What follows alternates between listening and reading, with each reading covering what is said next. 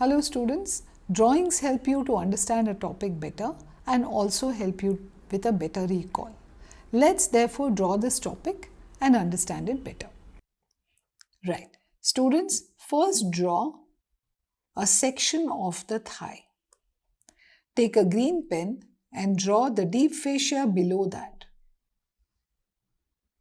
In the center of this section now, draw your femur. Label it by F, femur. Now using your pen, begin to add the intermuscular septa.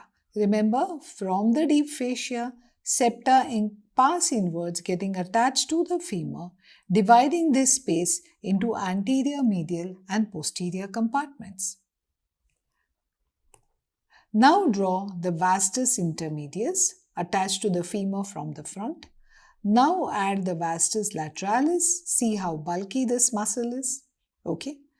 Now add your vastus medialis, the rectus femoris. On the medial aspect here, I want you to draw your beautiful but flat Sartorius. In the posterior compartment, the four muscles, the long and short head of biceps, semitendinosus, semimembranosus, and in the medial compartment here, add your adductor longus, your bulky adductor magnus, and the slim and trim gracilis. Now take a green colored chalk and draw a dense segment extending from the floor to the vastus medialis here. The floor is formed by adductor longus and magnus. Draw a sheath extending from here to vastus medialis, and between this sheath and the sartorius now draw your nerve plexus. Can you see a triangle formed here? This triangle is your adductor canal.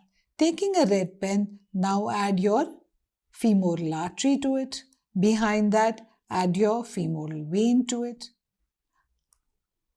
On the lateral side, you draw your nerve to vastus medialis, entering into the vastus medialis. Across the femoral artery here is your saphenous nerve, and in the posterior wall here are your anterior and posterior divisions of obturator nerve. Now using your whatever colors you prefer, usually preferably brown, color of your muscles. So color your vastus medialis, adductor longus, adductor magnus and your sartorius. That, my dear students, is a diagram that will take you through adductor canal very well.